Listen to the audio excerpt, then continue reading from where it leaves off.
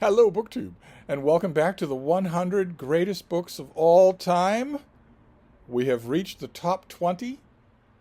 We'll do the next block of 10, and then we will do the top 10, culminating in number 1. The rest of these things are not really ranked. Number 1 is ranked. Number 1 is the best book of all time. But all the rest of these are not really ranked, and they range all over the map. So we'll go through the next 10 right now, starting with Pride and Prejudice by Jane Austen. This author has, of course, written more technically accomplished novels, more complex novels, more nuanced novels, but nothing more magical than this. I am, at the time that I'm doing these videos, of course, they'll be in a playlist, so you won't need to know this. I'm doing a read aloud of Pride and Prejudice, and that is reacquainting me even more, as if I needed that, with the wonders of this book, which I have read innumerable times. I've taught. It has a magic that the other Jane Austen novels, in my opinion, do not have, and certainly belongs on this list. Then we'll do a play. Not many of those on this list, but if the play is long enough, if it's ever been made into a book on its own. This is Thornton Wilder. This is Our Town, which I have mentioned on my channel before with an admonition, a serious warning. Do not let the overfamiliarity of this work blunt you to its power. Our Town is acted somewhere in the United States every day. It is an absolute darling of repertory theater and local theater because it has no set demands. There's famously no set.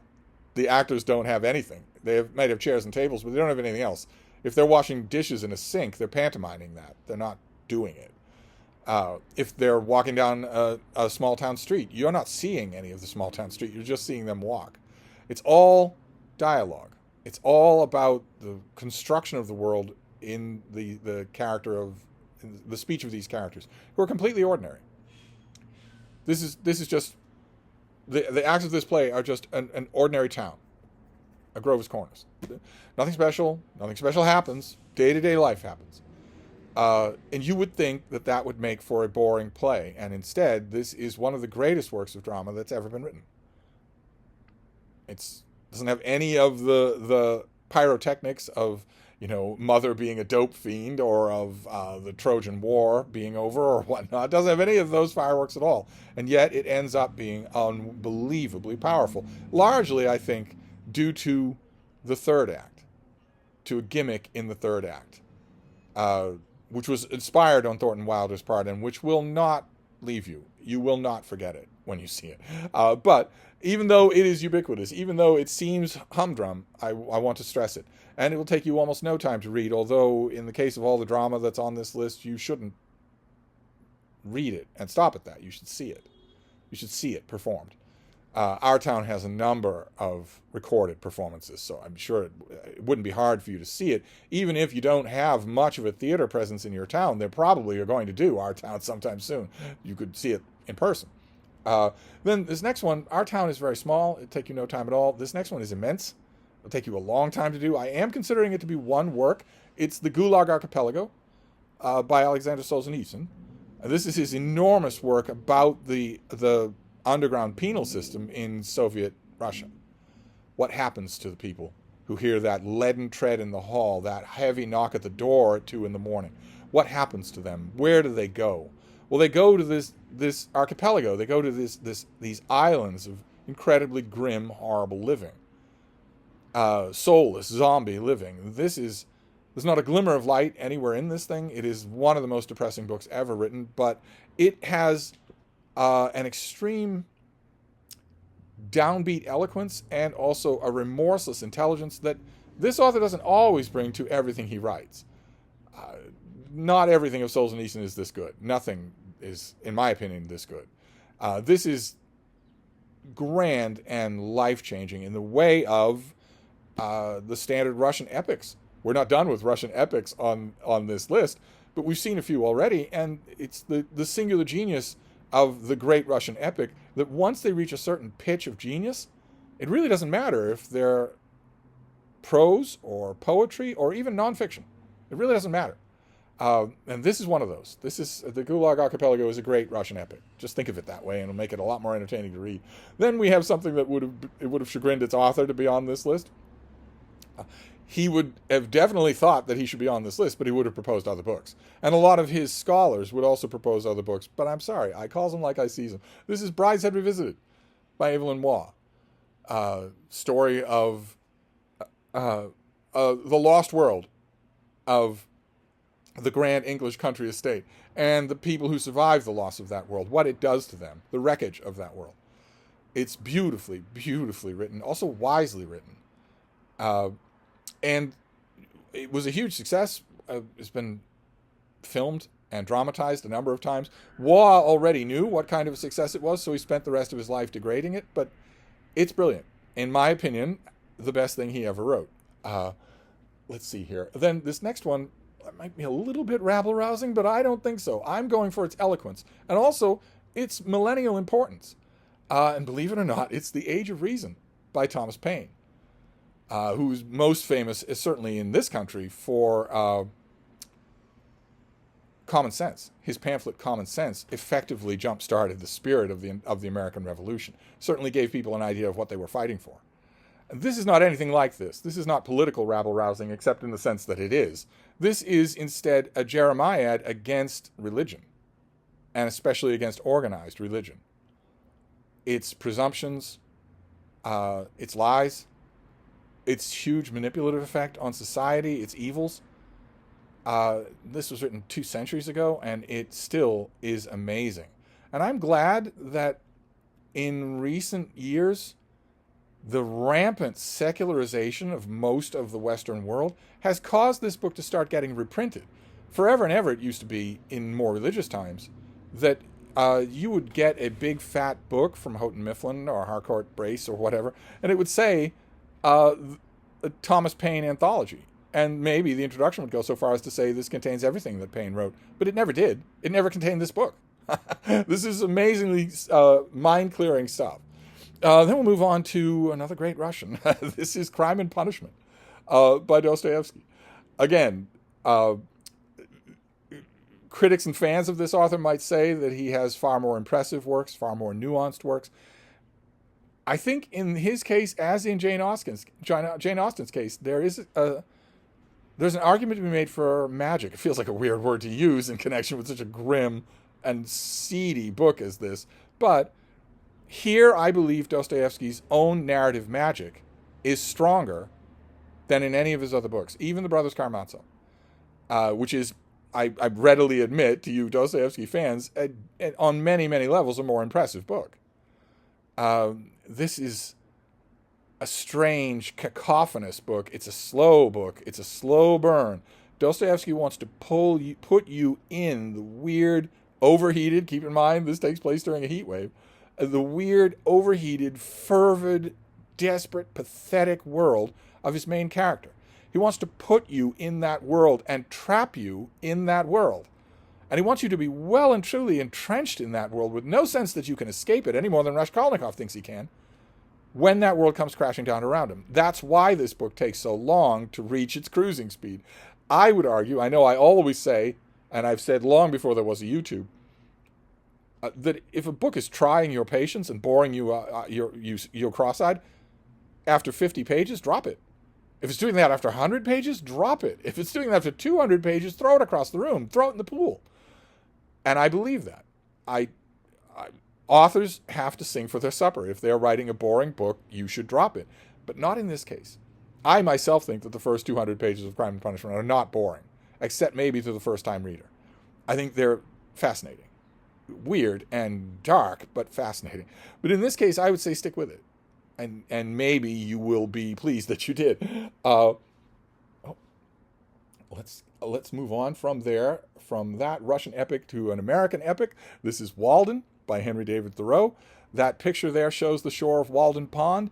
Henry David Thoreau was a dreamy intellectual who decided that he'd had enough of the hectic pace of society.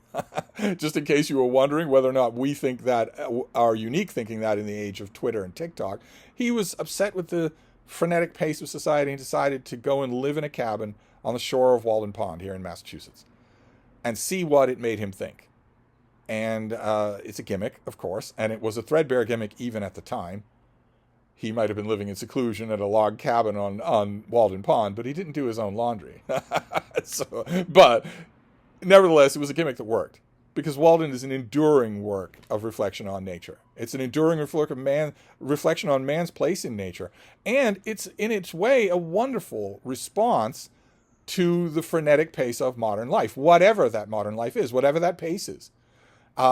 It has, a theme that's cropping up throughout these 10. It has a magic to it that is undeniable to me, even though I have railed against romanticizers of Henry David Thoreau my entire life.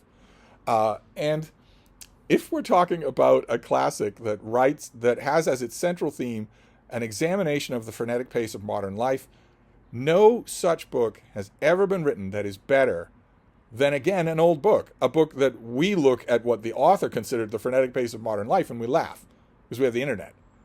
But this is the book, The Education of Henry Adams, in which Henry Adams writes about what he viewed as the explosion of the machine, the explosion of the mechanical, the explosion of this world, this weird, hurly-burly, headstrong world. And he would have seen that as the telegraph. He would have seen that as automotives, as driverless horses, replacing horses in the streets of Washington and Boston. He would have seen that in maybe the World's Fair, showing dynamos and whatnot. But it doesn't matter. It doesn't matter what the particular technology it is. It matters how unbelievably eloquent and how brutally self-honest he is in looking not only at that world, but at his own reactions to it. An amazing work whose power was sensed immediately by the small group of friends to whom he circulated at Samizdat, wondering, is this anything? I don't know if this is anything. Is this anything? A great number of those friends said, not only is this something, but it's a major something. It's a major work of literature. It's perhaps one of the major works of literature of our century. One friend told him that, and he pretended to scoff, but I think he probably understood. What's the matter, baby? Here you go.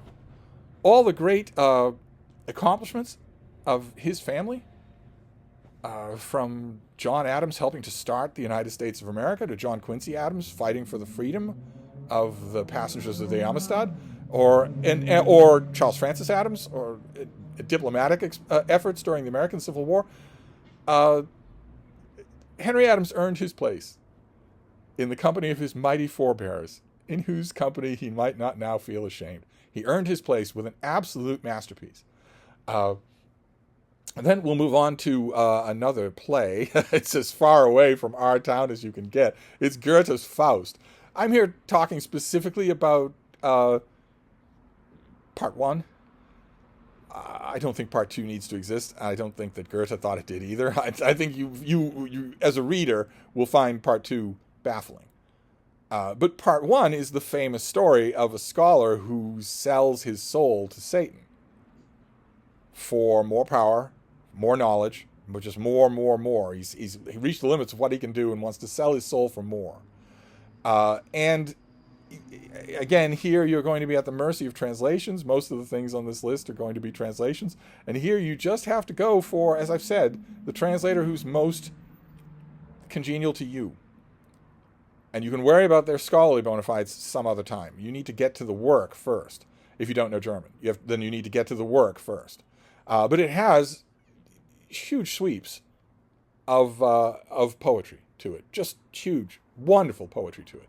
And then we'll finish up with a short work, very short. This is John Hersey. This is his book, Hiroshima.